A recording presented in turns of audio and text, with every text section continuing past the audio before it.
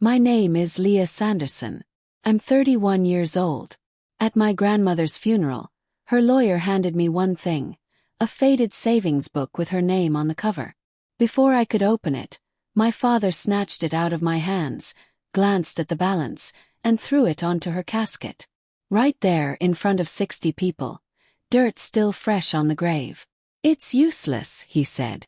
"Let it stay buried." His wife laughed. His stepson filmed it. Nobody said a word, so I stepped forward, knelt down and picked it up. I drove straight to the bank. The clerk typed in the account number, looked at her screen and turned white. She grabbed the edge of her desk. "Do not leave this building," she said. "I'm calling the police." What that savings book contained and what it exposed about my own father changed everything. Before I tell you the rest, take a moment to like and subscribe, but only if this story earns it. Tell me in the comments where you're watching from and what time it is there. Now let me take you back to before the funeral, to the Sundays that started all of this. Every Sunday for 3 years, I drove 15 minutes down Route 33 to my grandmother's house. A small white ranch with green shutters and a garden full of petunias she'd been growing since before I was born. The paint was peeling. The porch steps creaked. My father always said, "Mom's barely getting by. That house is all she's got." I never went because she asked. I went because she was the only person who never made me feel like I owed something just for existing. We had a routine. I'd bring groceries, the good bread from Muller's, not the store brand. She'd already have coffee on. I'd clean the kitchen, change her sheets, check her medications. Then we'd sit on the porch if it was warm, or at the kitchen table if it wasn't, and she'd tell me stories about my mother. Nobody else told me stories about my mother. Grandma Ruth had a habit I never understood. Every first of the month, she'd sit at her desk, pull out a small brown notebook, and write numbers in it, neat columns, careful handwriting. When she was done, she'd lock it in the top drawer and pocket the key. I asked her once, "What's that, Grandma?" She smiled. "Grandma's little habit. Don't worry about it, sweetheart." I didn't push. I wish I had. There was something else. Every few months, my father would call her and say he wanted to help manage her finances. Every time she said no, politely but firmly. Once after she hung up, I saw her hands shaking. Not from weakness, from something else. "He means well," she said, but she didn't look at me when she said it. I believed her then. I don't anymore. Let me back up, because to understand what happened at that grave, you need to understand what it was like growing up in Gerald Sanderson's house. My mother, Emily, died when I was 10. Car accident on a Tuesday morning. I remember the cereal I was eating when the phone rang. I remember my father sitting on the kitchen floor for about a year after that. He tried. I'll give him that. He tried. Then he stopped. He sent me to live with Grandma Ruth for 3 years. "Just until I get back on my feet," he said. When he married Donna Petton, he brought me back home. Not because he missed me, because Donna said it would look bad if his daughter lived with his mother. Donna had a son, Kyle. He was 2 years younger than me. He got the big bedroom. I got the room next to the garage. No closet, one window, heater that worked half the time. Kyle got a truck at 16. I bought a 12-year-old Civic with waitressing money. Donna was good at appearances. In front of neighbors, she'd say, "We treat all our kids the same." Behind closed doors, she'd tell my father, "Your daughter eats here, sleeps here, and contributes nothing." Contributed. I paid the electric bill every month starting at 19. My father never mentioned that. I got my nursing degree at 23, worked as a community health nurse, built a life. But when Grandma Ruth got sick in 2022, I cut my hours to take care of her. My income dropped, my savings drained, and I ended up back in that room next to the garage. My father told the neighbors, "I'm supporting my adult daughter because she can't manage on her own." He never mentioned the electric bill. In the fall of 2022, Grandma Ruth was diagnosed with congestive heart failure. The doctor said she could stay home if she had consistent help. So, I rearranged my entire life. 3 days a week I worked at the clinic. The other 4 I was at her house bathing her, cooking meals she could swallow, driving her to cardiology appointments 40 minutes away, sorting her pills into those little plastic organizers with the days of the week printed on them. My father visited 3 times in 2 years. I counted each time he sat at her kitchen table and said the same thing. "Mom, just let me handle your accounts. It's easier for everyone."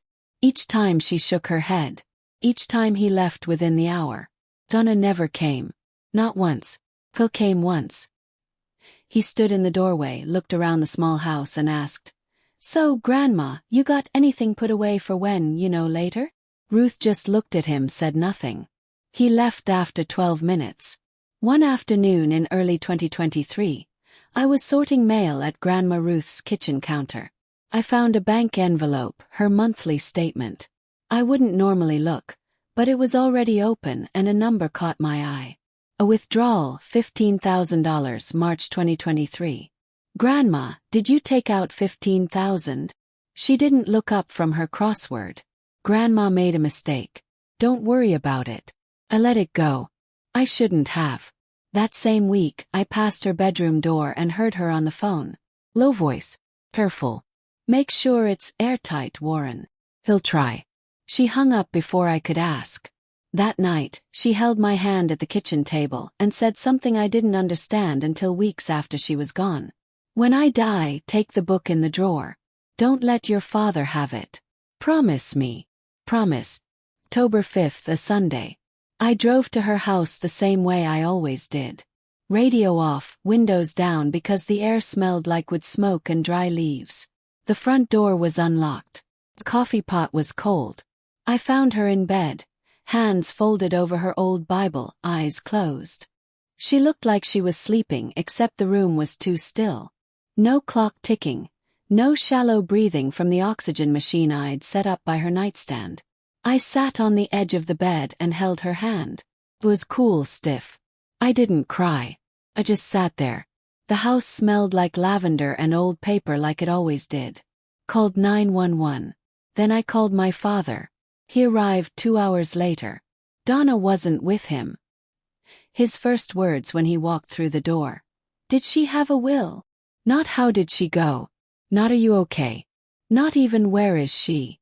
Did she have a will? I watched him move through the house. He opened the desk drawers first, then the filing cabinet, then the closet in her bedroom while she was still lying right there. He rifled through shoeboxes, old envelopes, folders, looking for something. I remembered her words. I opened the top drawer of her writing desk, the one she always kept locked. The lock was broken now. Inside was the small brown savings book, faded cover, her name on the first page, Ruth Sanderson, and tucked inside a slip of paper in her handwriting. "Bring this to the bank. Ask for Janet. Trust me, Grandma." I slid the book into my purse before my father came back into the room. He searched for another hour. He never found what he was looking for. The funeral was held at Grace Lutheran, the little stone church on Main Street, where Grandma Ruth had attended services every Sunday for 40 years. About 60 people came in a town like Millfield, Ohio. That's not a small number. Means everyone. My father wore a dark suit I'd never seen before. Donna wore black. Expensive black, the kind you buy when you want people to notice your grief. Kyle wore sneakers and kept checking his phone. Gerald stood at the pulpit and delivered a eulogy that made my skin crawl. The dirt was still loose and dark, clinging to the edges of Grandma Ruth's grave, when my father snatched the savings book from my hands and tossed it onto her casket. The crowd didn't flinch. The whispering of Aunt Marlene, the shifting of the neighbors in their stiff Sunday best, nothing fazed him. He stood tall, chest puffed out like he was declaring victory. "It's useless," he said. "Let it stay buried." I didn't argue. I didn't even respond. I stepped forward, knelt, and picked up the book. My knees sank into the wet soil. I could feel the morning dew soaking through my tights. I stared at the faded leather cover. Ruth Sanderson. That was all it needed to say. My grandmother, my secret keeper, had left me instructions. Not to my father. Not to anyone else. Just me. I drove the 20 minutes to the Millfield Community Bank. My hands shook so badly I nearly dropped the book twice. The bank smelled like polished wood and old carpet. A woman at the counter, probably in her late 50s, typed in the account number and froze. Her fingers hovered over the keyboard like she'd just seen a ghost. You can't, do not leave, she stammered. What do you mean? I asked, clutching the book tighter. This account, you can't. Her eyes darted to the security camera, then back to me. I'm calling the police. I held my purse tighter, pulled the book closer and whispered, please, I just need to know. My grandmother, she left this for me. She hesitated, then typed something into her computer, her hands shaking now. You have to sit down. Sep. I didn't breathe. Minutes felt like hours. Then she turned her screen toward me. The balance. $850,000. $850,000. My grandmother had been saving, quietly, every paycheck, every small inheritance, every gift from distant relatives, for decades. And she'd hidden it from my father, from Donna, from Kyle, from everyone. I couldn't comprehend it. My father, who had spent 2 years trying to control her finances, who had brushed me aside at every opportunity, didn't know. He had no idea. The clerk continued, her voice trembling. This money, it's earmarked. There's a legal note. Only Ms. Sanderson, Leah Sanderson, can access it. There's a trustee, a woman named Janet. She's been holding the account in trust for this moment. I left the bank that day with the name Janet burned into my mind. Ruth had done more than just save money. She had protected it, insured it, prepared for every possibility, including my father's greed. The confrontation with my father was inevitable. I returned home, the book hidden under my jacket, heart hammering. Gerald Sanderson was in the living room, Donna perched on the couch like a cat watching me, Kyle glued to his phone. Where have you been? My father asked. Out, I said. No details. He frowned. Did you go to the bank? He pressed. I shook my head. I wasn't ready for that confrontation yet.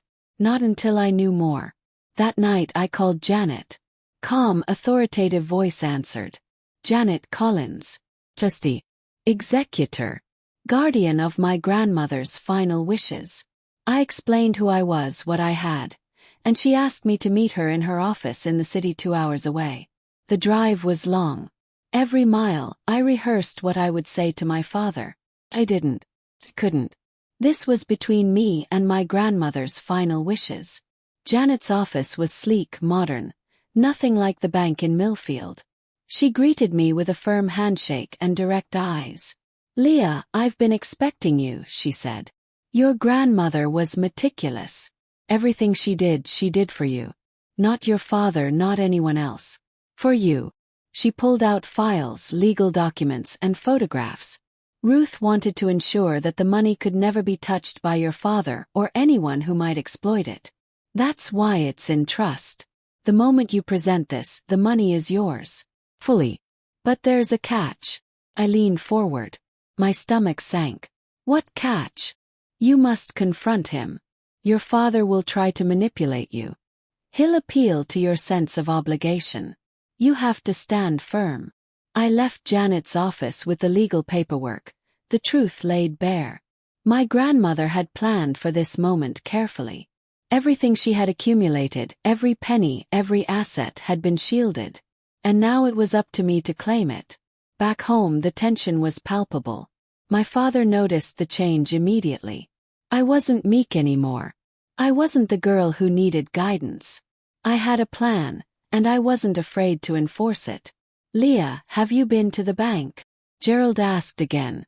Yes, I said calmly, watching his face. His jaw tightened. Donna moved closer, ready to intervene. Kyle looked up from his phone, curiosity piqued. I pulled out the book, placed it on the coffee table. Grandma left this for me. She trusted me. Not you. The room went silent. My father's face turned pale. He reached out. Leah, you don't understand. I understand perfectly, I interrupted. You tried to control her money. You tried to control me. But Grandma Ruth saw through it. She trusted me to handle this responsibly, and that's what I intend to do." Donna scoffed. "You think you're smarter than us." "I think I respect my grandmother more than you ever did," I said, my voice steady. The confrontation escalated. My father yelled, Kyle muttered, Donna mocked. But I had Janet's legal documentation in my purse. I had the savings book. I had the proof that my grandmother had planned this, and I was not backing down. Over the next few weeks, the truth continued to unravel. I discovered that the $850,000 wasn't the only asset my grandmother had. There were accounts, bonds, and even a small investment property that I had never known about. Every step of the way, Gerald and Donna tried to interfere. Every letter, every phone call, every attempt to pressure me was documented, photographed, and logged. Janet advised me to remain calm, firm, and legal in all responses. The local police became involved after one particularly tense exchange in which my father attempted to access the safe deposit box at Millfield Community Bank without authorization. The officers reviewed the legal documentation. They told him he could not access any of the accounts or assets, nor could he attempt to influence me in any way regarding the inheritance. It was surreal. The same man who had dominated my childhood, the same man who had dismissed my achievements, now stood powerless as I navigated the legal and financial terrain with the confidence my grandmother had instilled in me. Then came the day of the will reading. Not Grandma Ruth's formal will, which was fairly straightforward, but her handwritten codicil, hidden in a locked drawer for decades, outlining exactly how she wanted every asset distributed, and under what conditions. I remember sitting in the small lawyer's office in Millfield. Janet was beside me. My father, Donna, and Kyle were across the room. My father's face was tight, Donna's perfectly painted with shock and fake sympathy, Kyle scrolling his phone in boredom. The lawyer began reading. Grandma Ruth had left specific instructions for each of her grandchildren, each niece and nephew, but the bulk of her estate, the savings, the bonds, and the investment property, was to go to me. The codicil explained why. Because I had been the one to care for her, to listen to her stories, to respect her wishes.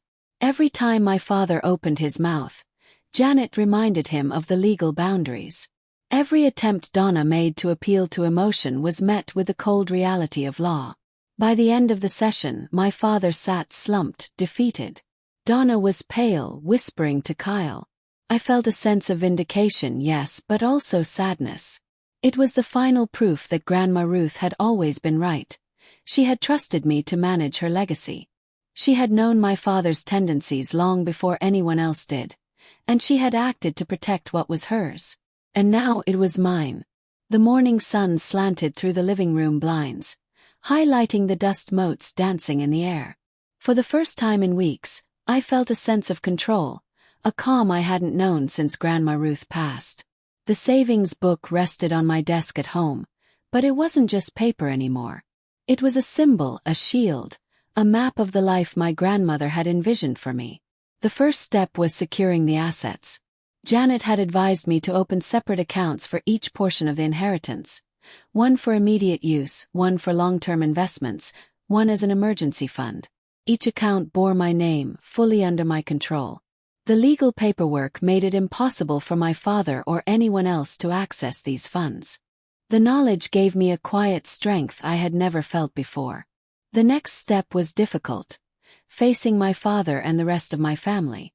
Gerald Sanderson wasn't just frustrated. He was furious. He had spent years believing he could manipulate finances and people alike, and now he was completely powerless. "You think you've won?" he demanded, pacing my living room. His voice trembled, though he tried to mask it with anger.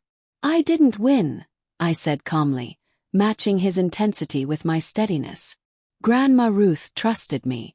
She made sure of it." Donna scoffed from the corner. "You think you're better than us? This is ridiculous." I didn't respond. Words were useless against entitlement and greed. Instead, I handed them copies of the codicil, the legal paperwork, and the bank letters. Each page was a brick in the wall I was building between me and their manipulation. Kyle flipped through the documents but said nothing. For once, silence spoke louder than mockery. The confrontation was long and tense, but by the end, the truth was undeniable. My father, Donna, and even Kyle realized that Grandma Ruth had outsmarted them all. Her foresight had ensured that her legacy would go to someone who respected it, someone who cared. In the weeks that followed, I began using the inheritance to reshape my life. I paid off student loans and debts that had hung over me like a shadow. I invested in a small property, a cozy apartment in a city I had always dreamed of living in. I even started a modest foundation in Grandma Ruth's name to help families secure their financial future. Each decision, each step, was a tribute to her wisdom and love. Yet it wasn't just about money. The inheritance gave me freedom, yes, but also clarity. I finally understood that my grandmother's real gift was trust. She believed in me when no one else did. She had shielded me from the selfishness and greed of my father and Donna. Her foresight gave me more than wealth. It gave me a future where I could make my own choices. Family dynamics shifted. My father attempted to apologize, but his words were hollow. Donna tried to guilt me, but I no longer responded to emotional manipulation. Kyle remained distant, silent, perhaps finally recognizing that his attempts to leverage family ties were meaningless against Grandma Ruth's careful planning. Over time, the tension eased. I maintained polite boundaries, allowing minimal contact with them. The inheritance wasn't just money, it was power, independence, and peace of mind. I felt no guilt in asserting it because Grandma Ruth had intended it for me all along. The most profound change was internal. I began journaling, reflecting on the lessons Grandma Ruth had taught me. Her stories, her small acts of kindness, her meticulous planning, they were all part of a legacy I could now carry forward. I understood the true meaning of inheritance. It wasn't just wealth, it was responsibility, foresight, and integrity. I also reconnected with people outside my family who had supported me quietly over the years. Old friends, mentors, colleagues. They were witnesses to my journey, offering encouragement and celebrating my achievements. I realized that family wasn't just defined by blood, but by trust, loyalty, and respect. Months later, I visited Grandma Ruth's grave. I knelt and placed a small bouquet of lilies on the fresh soil. The savings book rested in my bag, not forgotten, but a symbol of her enduring presence in my life. "Thank you, Grandma," I whispered, "for everything. For believing in me when no one else would. For showing me how to stand strong. I promise I won't let your legacy fade." The wind rustled the trees, a soft whisper through the cemetery. It was as if she was there, nodding, proud. For the first time since her passing, I felt complete closure. Not just over her death, but over the trials, the betrayal, and the years of uncertainty. Life went on. I used my inheritance wisely, traveled, invested, and even helped others quietly, in Grandma Ruth's name. I learned to balance caution with generosity, independence with empathy. The shadow of my father and Donna faded over time, replaced by the confidence and peace I had longed for. I realized that the $850,000, the bonds, the property, they were more than wealth. They were freedom, courage, and the embodiment of a grandmother's unwavering belief in her granddaughter. Every decision I made, every challenge I faced, carried her wisdom with me. And that was the ultimate victory. Not defeating my father, not securing the money, but honoring Grandma Ruth's foresight, her love, and her trust.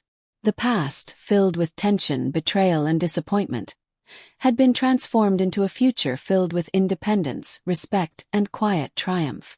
I smiled as I walked away from the grave, the sunlight warming my face. The book was safe, my life was my own, and Grandma Ruth's legacy lived on, through me.